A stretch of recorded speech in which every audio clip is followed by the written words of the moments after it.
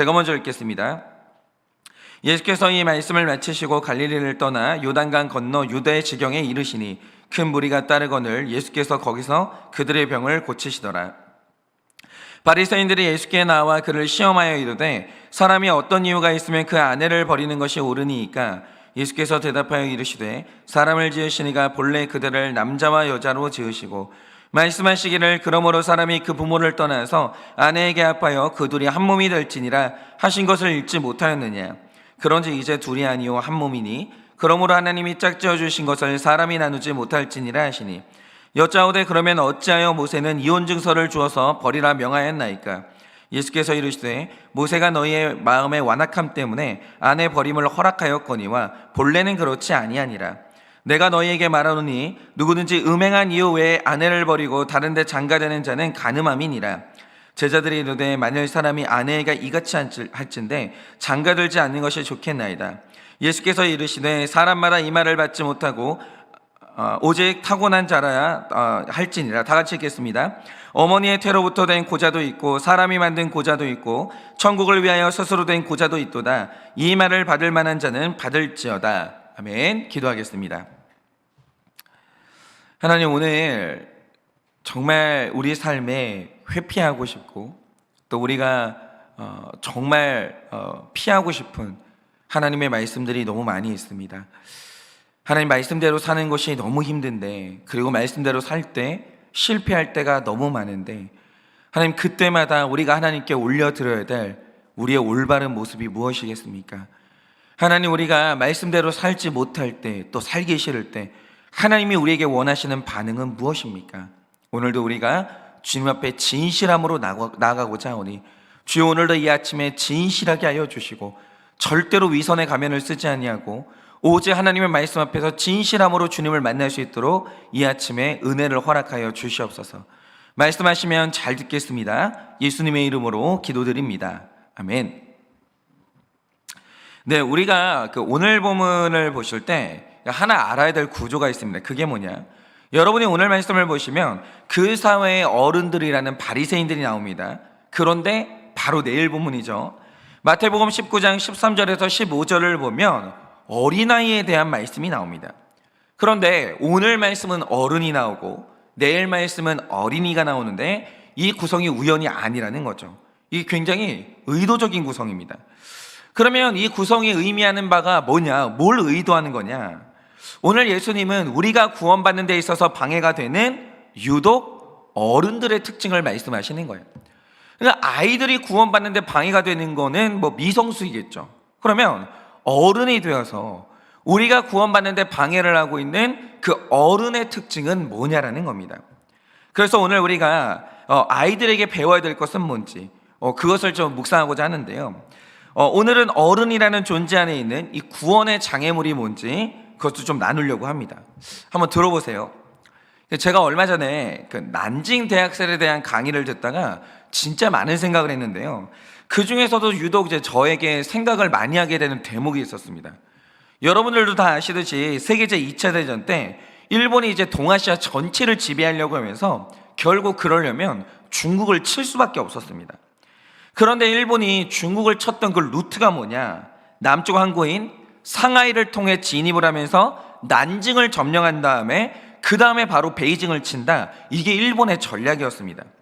그런데 이게 좋은 전략이었던 이유가 뭐냐면 당시 중국 정부가 북쪽에서 쳐들어오는 적을 대비해서 북방의 경비는 잘 세웠거든요. 그런데 이 상하이 쪽으로 치고 들어오는 남쪽에서 적들이 치고 들어온다, 이런 생각을 못한 거예요.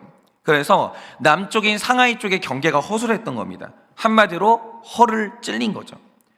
그래서 결국 일본이 그 상하이를 통해서 중국 진입에 성공을 했고 치열한 전투 끝에 난징을 점령하는 데까지는 성공을 했어요. 그런데 여기에서 문제가 뭐냐?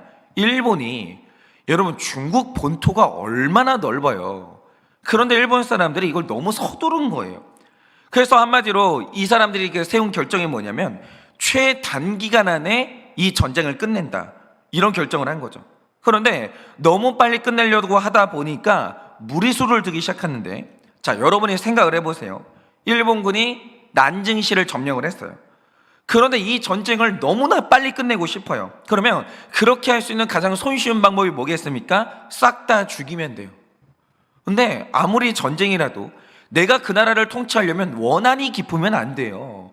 최대한 신사적으로 원칙을 지키면서 해야 되는데 이들이 너무 빨리 점령을 하고 싶으니까 싹 다 죽이기로 결정을 한 거예요. 그러면 이제 중국군의 전력이 약해지면서 빨리 전쟁을 끝낼 수 있겠다 이 생각을 한 거죠. 그래서 난징을 점령한 다음에 싸울 만한 중국의 남자들을 다 죽이기 시작합니다. 그런데 여기에서 이상한 일이 하나 벌어지는 거예요. 그게 뭐냐? 당연히 그러면 안 됐지만 이때가 전쟁이고 다들 광기에 사로잡혔기 때문에 적군이 될 만한 남자를 죽인다? 전략상 그럴 수도 있겠다? 이런 생각이 들어요. 그런데 이때 일본군들이 했던 진짜 이상한 행동이 뭐냐? 전쟁 때 늘 그렇듯이 일본군들이 여성들을 겁탈하기 시작하는데 그걸로 끝나는 게 아니라 여자까지 죽이는 거예요. 심지어 80세가 된 할머니까지 죽이기 시작하는 거예요. 그런데 더 이상한 건 뭐냐? 좋아요. 여자 어른들도 군인이 될 수 있으니까 여자 어른을 죽인다? 뭐 그것도 이유가 있겠다? 여기까지는 생각할 수 있어요. 그런데 일본 군인들이요, 어린애까지 죽이기 시작하는 거예요. 그래서 어떤 일이 벌어졌냐? 단 6주 만에 난징에서 30만 명이 죽어나갑니다. 6주 만에. 그런데 아무리 전쟁이라고 해도 이거 너무 이상하거든요. 그래서 학자들이 이 당시 일어났던 현상들을 연구하기 시작한 거예요. 그러면서 그 당시 군인이었던 참전 군인과 인터뷰를 했는데, 그런데 인터뷰를 하는 와중에 아주 중요한 사실을 알게 된 겁니다. 그게 뭐냐? 일본군이 난징시를 점령했을 때 지휘부에서 포로를 남기지 마라, 전원 죽여라 명령이 떨어졌어요.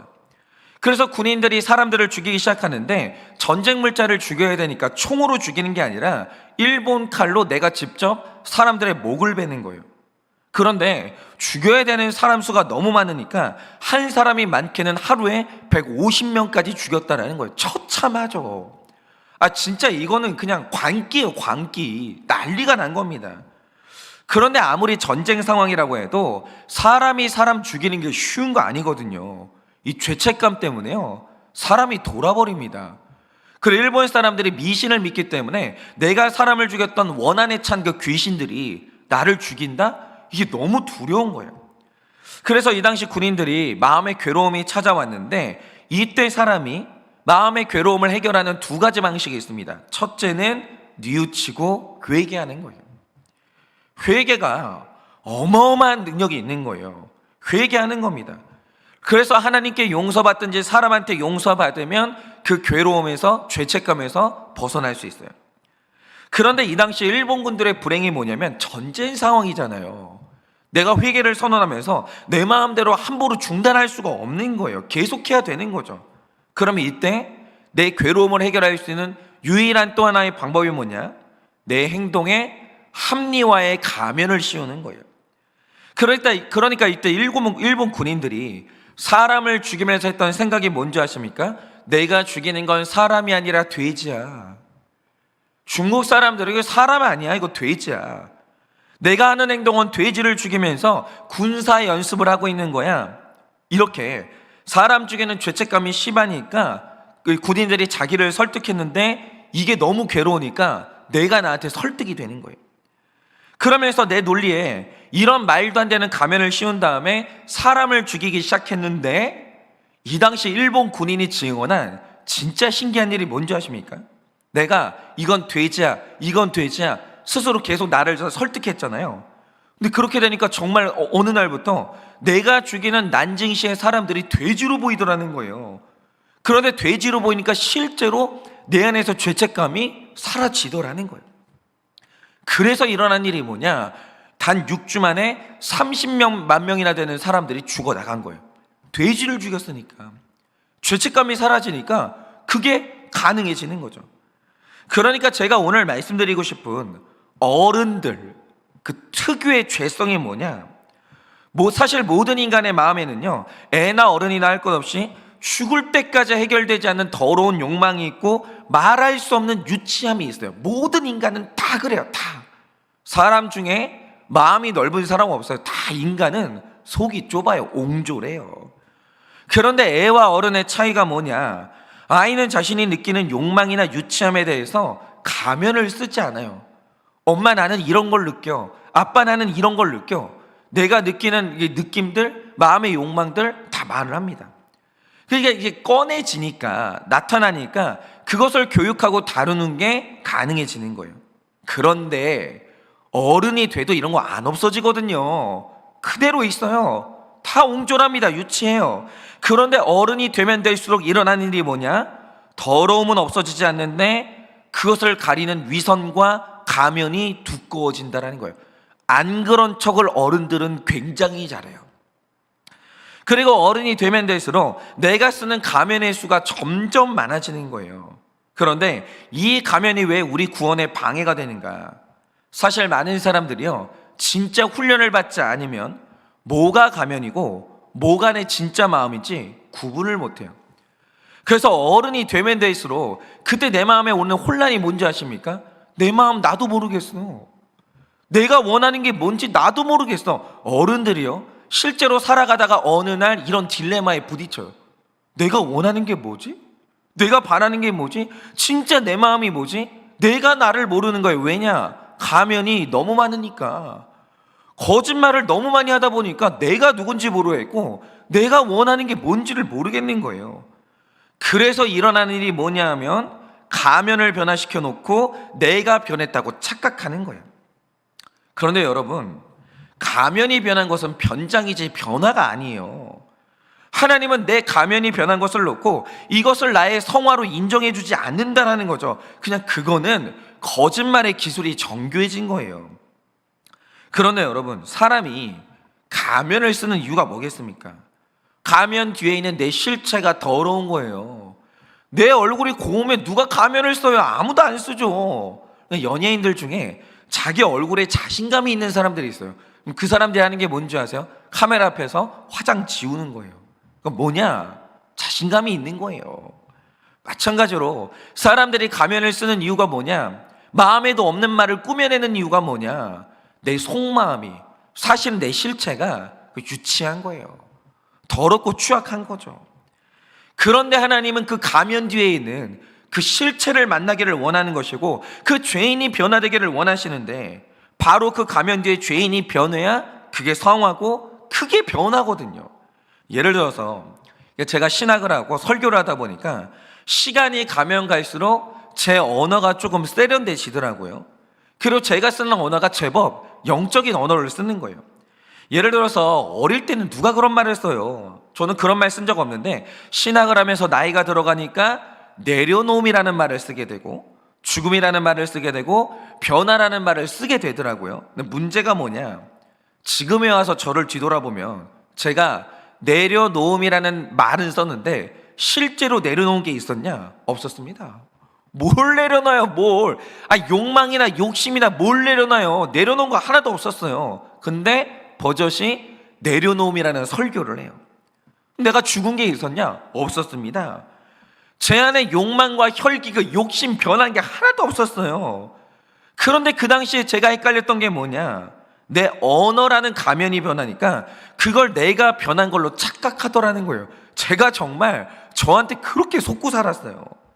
그런데 가면이 나라고 생각하면서 그 착각을 하면서 신앙생활하면요, 이게 뭐냐? 나도 속고 남도 속이는 아무 의미가 없는 신앙생활이 되는 거예요. 그래서 오늘은 두꺼운 가면의 끝판이죠. 이 바리새인들을 우리가 보면서 제가 쓰는 가면과 여러분이 쓰고 있는 그 가면의 실체가 뭔지 오늘 우리가 이걸 좀 보기를 원하는데요. 자, 먼저 여러분이 오늘 말씀 1, 2절을 보시면 예수님이 예루살렘을 향해서 가던 중에 요단강 건너편에서 사람들의 병을 고치시고 계셨어요. 그러던 중에 3절을 보면 이때 바리새인들이 예수님을 찾아와요. 시험하고자. 근데 시험하고자 찾아오면서 던진 질문이 뭐냐? 이혼에 관한 질문을 던지는 거예요. 그런데 여기에서 시험이라는 말의 뜻이 뭐냐면 예수님을 죽이려고 이혼에 관한 질문을 던졌다 이거예요. 그런데 왜 예수님을 죽이는 방법이 이혼이라는 주제를 던지는 걸까요? 이유는 그 당시에 이 나라의 왕인 헤롯이 이혼했거든요. 그래서 당시에 유대 땅에서는 감히 누구도 이혼이 죄라는 말을 못한 거예요. 그런데 이때 이혼이 죄다, 이걸 말한 유일한 사람이 세례 요한이었거든요. 그런데 세례 요한이 어떻게 됐습니까? 목베임을 당해서 죽은 거예요. 그러니까 오늘 바리새인들이 예수님을 죽이고자 하면서 이혼 얘기를 꺼냈는데, 그 이유가 뭐냐? 만약 예수님이 이혼을 반대한다, 그러면 헤롯에게 고발해서 세례 요한처럼 예수님을 죽이고자 한 거예요. 아주 그냥 잔인하죠. 그런데 제가 여기에서 궁금한 건 이겁니다. 일단 이혼에 대한 예수님의 견해는 뒤로 하고, 이 문제에 대한 바리새인들의 입장은 뭐였을까요? 일단 하나님이 분명히 이혼에 대해서 말씀하시길, 결혼이란 하나님이 짝지은 거야. 여러분이 결혼에 대한 영적인 그 현상을 아셔야 돼요. 만약에 우리가 하나님 앞에서 내가 이 사람하고 평생을 함께 하겠다 언약하고 사람이 육체로 한 몸이 된다라고 하죠. 그때 영적으로 사람과 사람이 딱 붙어버려요. 이거는 나눌 수가 없어요. 만약에 하나님이 영혼을 딱 짝지어주고 이제 붙여버렸는데 이걸 억지로 띄려고 한다? 예를 들면 이런 겁니다. 이 악교풀이라는 게 있는데, 이 악교풀은요 본드거든요. 떨어지는 게 아니에요. 한번 이제 붙어버리면 떨어질 수가 없는데, 만약 이걸 억지로 떼어내려고 한다, 그럼 어떻게 되냐? 피부가 벗겨져야 돼요. 내가 손상되지 않는 한 벗길 수가 없는 거예요. 근데 영혼의 합체가 바로 이렇다라는 거죠. 하나님이 짝지어 주신다, 내가 손상되고 내가 죽지 않고서는 영적으로 떨어지질 않는 거예요. 결혼이요 일생 최대의 사건이에요. 함부로 떨어뜨릴 수가 없는 거죠. 그러니 사람이 법적으로 제도적으로 내가 이혼하겠다고 해서 우리가 나뉘어질 수가 없는 거예요. 한번 해보세요. 사람이 결혼하고 이혼한다, 이혼할 때 고통이 더 커요. 살아서 겪는 이 손상보다 이혼해서 겪는 손상이 어마어마하게 크다라는 거예요. 결혼은 그런 거예요. 무려 우리의 창조대이신 예수님이 분명히 이렇게 말씀하십니다. 하나님이 짝지어 주셨으니 사람이 나눌 수는 없는 것이야, 이러세요. 그러자 7절에서 바리새인이 분명히 말씀하셨는데 또 질문을 던져요.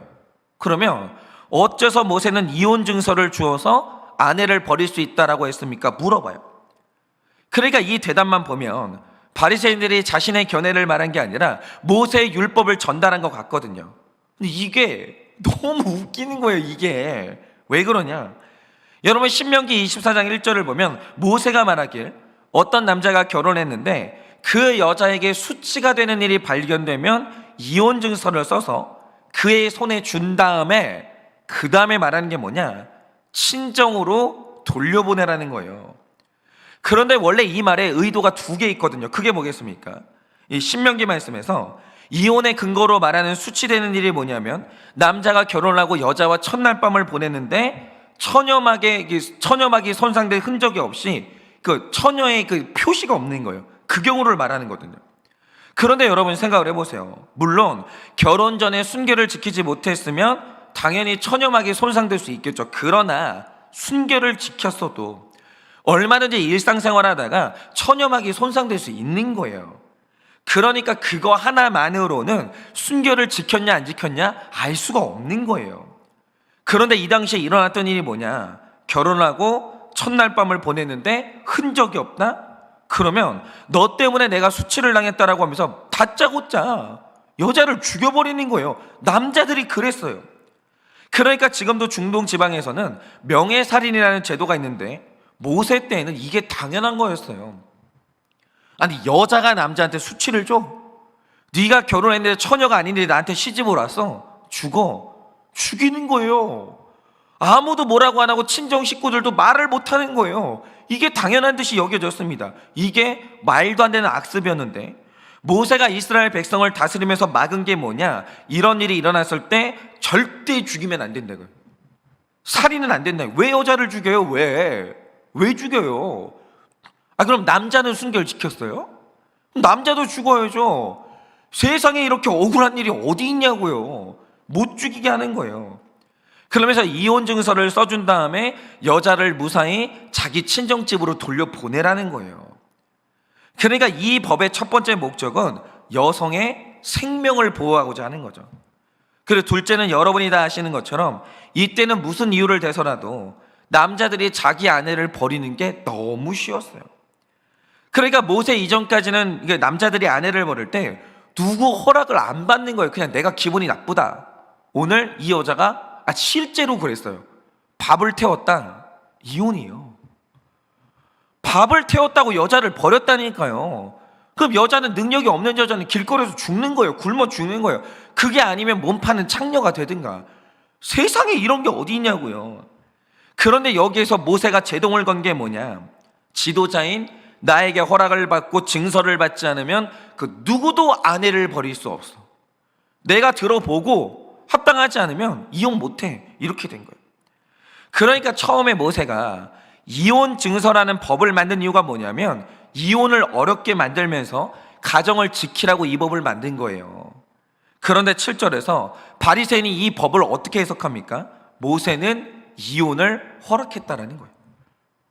세상에 왜곡도 이런 왜곡이 없는 거예요.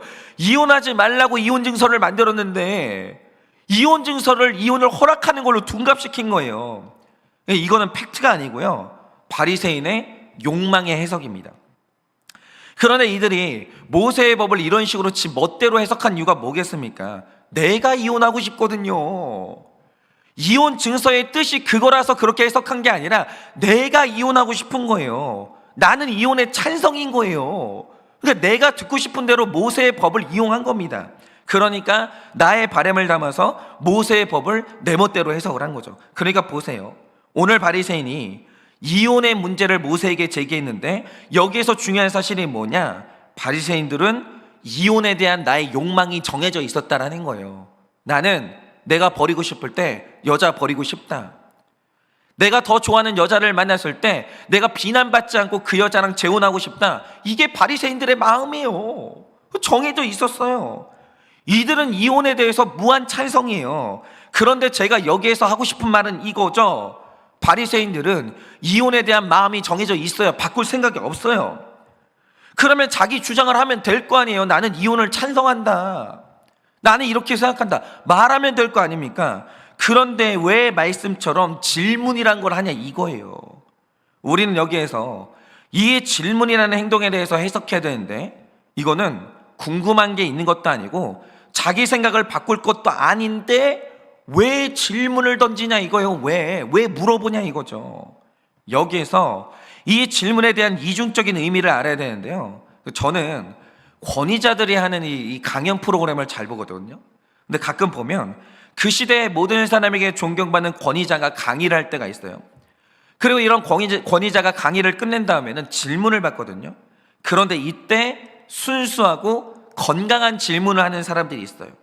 다시 말해 정말 너무 배우고 싶고 너무 존경해가지고 내 삶의 문제에 해답을 얻고자 질문을 던지는 사람이 있다라는 거죠. 그러면 이 질문의 특징이 뭔지 아십니까? 상대방이, 선생님이 나에게 어떤 답을 줬을 때 2번 같은 질문을 안 해요. 내가 질문을 던졌고 그 문제에 대한 답을 얻었으면 이제 나는 적용하면 되는 거예요. 갈증이 해결된 거예요. 내 삶의 방향이 되면 되는 거죠. 그러니까 건강하고 순수한 질문을 던지는 사람은요, 답을 얻었다, 그걸로 끝이에요. 적용하면 되는 거예요. 그런데 제가 어른들의 질문을 보면서 또 하나의 그 순수하지 않은 질문을 보는 거예요. 그게 뭐냐? 어떤 지체가 불신결혼을 하려고 하는데 이걸 어떤 목사님한테 물어봤어요. 목사님, 불신결혼이 진짜 안 됩니까? 그러니까 그 목사님은 불신결혼은 성경적인 게 아니다, 답을 줬다라고 하죠. 그러니까 나는 질문을 던졌고 답을 받았어요. 적용하면 될 거 아니에요. 근데 이상한 게 뭐냐? 이 지체가 그 답을 듣더니 이번에는 다른 데 가서 똑같은 질문을 또 던져요. 그런데 이번에도 똑같은 답을 들으니까 이번에는 다른 곳에 가서는 똑같은 질문을 또 던져요. 그런데 어떤 분들을 보면요, 답을 들어도 받는 게 아니라 똑같은 질문을 계속하는 분들이 있어요. 그러면 반복되는 질문의 뜻이 뭔지 아십니까? 내가 받은 답에 대해서 내 뜻을 굽힐 생각이 전혀 없는 거예요. 애초에 나는 내 생각이 굳어져 있어요. 불신결혼이 이혼이든지 뭐든지 나는 바꿀 생각도 없고 내 답이 정해져 있어요. 나는 관철시킬 게 뻔해요. 그러니까 내가 들은 답이 마음에 안 들고 용납이 안 되면 반복적으로 질문을 하는 거예요. 그리고 어떤 답을 들었을 때 그 답이 싫으면 싫다고 하면 될 거 아닙니까? 그런데 끝까지 그 말을 안 하고 계속 사람을 바꿔가면서 똑같은 질문을 던지는 거예요. 이 사람 저 사람한테 물어보는 거죠. 그러면 그 이유가 뭐겠습니까? 나의 답은 이미 정해져 있고 그걸 바꿀 생각이 전혀 없기 때문에 내가 원하는 답을 들을 때까지 묻는 거예요. 내가 원하는 답을 얻어낼 때까지 묻는 거예요. 한 명이 이혼을 해도 된다, 불신 결혼을 해도 된다, 어떤 목사님이 그런 말을 했다고 하죠. 그럼 그때 이렇게 말하는 거예요. 거보라고. 저 목사님이 이렇게 말했지 않냐고. 내가 불신 결혼을 원하는 게 아니라 내 생각에 동의하는 목사님이 계시다고. 그러니까 나는 그 말씀에 순종하는 거라고 결국 이렇게 나오는 거예요. 그런데 여기에서 중요한 건 이겁니다. 애초에 그렇게 결심이 확고하면 그냥 하면 될 거 아니에요. 그런데 왜 굳이 지지를 받아야 되냐 이거예요. 왜 목사님들한테 물어보냐 이거죠. 그러니까 이게 어른들의 교묘함인데 굳이 내가 원하는 답을 들을 때까지 질문하는 게 하는 이유가 뭐냐. 내 죄에 대해서 회개는 안 되는데 죄책감을 느끼기가 싫은 거예요. 나는 내 죄를 돌이킬 생각이 없는 거예요. 중요한 게 뭐냐? 죄책감까지 느끼기가 싫은 거예요.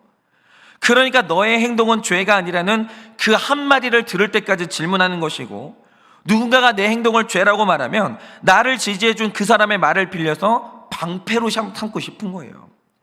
그런데 여기에서 중요한 건 뭐냐? 누가 뭐라고 해도 나는 내 생각을 바꿀 생각이 전혀 없다라는 거예요. 속마음이 그래요, 속마음이. 근데 그걸 솔직하게 꺼내는 사람이 있냐? 교회물 먹은 사람 치고 그런 사람이 없는 거예요. 아무리 설득해도 소용없어요.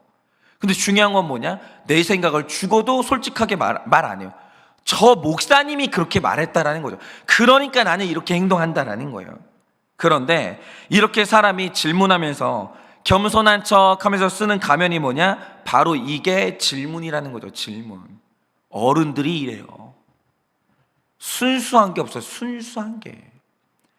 그러니까 이 질문이라는 것은 극단적인 양면이 있는데, 어떤 사람이 온전히 회개하고 겸손하면 그때도 질문이 나오거든요. 근데 정반대로 어떤 사람들이 끝까지 교만하다, 그때도 질문이라는 가면을 쓰는 거예요. 내가 원하는 답을 얻어낼 때까지 질문하는 거예요. 그런데 이런 사람들이 쓰는 언어가 뭐냐? 바로 오늘 말씀의 바리새인은요, 자기가 이혼을 찬성하고 내가 이혼하고 싶어요. 내가. 그런데 교만한 질문을 던져놓고 하는 말이 뭐냐? 내가 이 문제로 질문했는데 모세 선생님은 이혼에 찬성했다. 이런 식으로 말하는 거예요. 이런 식으로. 나는 모세를 따르는 거지 내가 이혼하고 싶은 게 아니야. 늘 이래요. 늘. 어른들은 늘 이래요. 늘. 솔직한 게 하나도 없어요. 하나도. 이런 식으로 우리가 가면을 쓰는 거예요. 이런 식으로. 내가 불신결혼을 원하는 게 아니고 어떤 목사님이 불신결혼을 찬성했다라는 거죠. 여러분, 이게 얼마나 무서운 가면이야 이거죠. 그냥 말하고 싶으면 내 이야기 하세요. 내 이야기. 왜 자꾸 이 집사님이 저 말했다, 저 권사님이 이 말했다, 왜 이 목사님이 이 말했다 그러면서 남의 말 하듯이 해요. 내가 말하고 싶은 거잖아요. 내 이야기잖아요. 근데 왜 자꾸 남의 이름 빌리냐고요. 이게 우리예요. 그래서 오늘 아침에 제가 질문하고 싶은 건 있는데, 그게 뭐냐면, 겸손한 마음으로 여러분은 답을 얻고 싶어서 질문하십니까? 아니면 내가 원하는 답을 얻기 위해서 질문하십니까? 여러분은 바리새인이요, 성도예요. 어떠십니까? 혹시 어떤 죄를 짓고 있을 때 내가 원하고 자발적으로 죄를 짓고 있으면서 누군가의 답을 끌어다가 이 사람한테 배웠다고, 이 사람이 이렇게 해도 된다고 했다고, 이런 식으로 내가 짓는 죄에 대해서 가면을 씌우고 있지는 않습니까? 그러니까 주일 성수는 이건 양보가 안 되는 거거든요. 이건 하나님의 날이에요. 내 날이 아니에요. 주일 성수는 해야 되는 거예요. 근데 내가 주일 성수하기 싫어요. 솔직히 말해서 돈 욕심이잖아요. 내 욕망이잖아요. 그런데 하는 말이 뭐냐? 어떤 목사님이 말씀하시길, 아니 주일 성수가 우상이 아니라고 해서 뭐 이런 식으로 얘기를 하는 거예요. 여러분은 어떠시냐 이거죠. 정말 바라기는요, 여러분 마음에 어떤 욕망이 있으면 그걸 그냥 내 마음을 나누세요. 내 생각이 이렇다라고 나누세요. 여러분, 오늘 말씀의 바리새인을 보면 이혼을 지지하는데 그 이유를 뭐라고 합니까? 모세의 율법이 그렇게 말했다는 거예요. 예수님이 밝히시는 바리새인의 속마음이 뭡니까? 그런데 니들은 원래 음란 때문에 이혼하는 거예요. 예수님은 속지 않아요. 그러니까 가장 정직한 게 뭐냐? 음란 때문에 이혼하고 싶으면 내 마음에 그런 음란이 있다고, 이혼의 고민이 있다고 솔직하게 나누면 되는 거예요. 여러분, 이 세상 사는 사람 치고 그런 욕망이 없는 사람이 누가 있어요? 그런 사람 아무도 없거든요. 그러면 내가 내 욕망을 꺼내놓을 때 하나님이 내 욕망에 대한 답을 주시고 변화를 주시고 다뤄주시고 성화를 시켜주시는 거예요. 그런데 내 욕망은 가린 채고 하늘의 언어를 쓰면서 가면을 쓰고 있으면 바로 그 사람이 바리새인이 되는 거예요. 네, 여러분, 이런 겁니다. 내 마음에 더러운 욕망이 있는 사람이 있고 없는 사람이 있고, 이게 아니라 모두가 다 더러운 욕망이 있어요. 그걸 솔직하게 나누면 성도가 되는 것이요, 솔직하게 나누지 않으면 그게 바로 바리새인이 되는 거예요.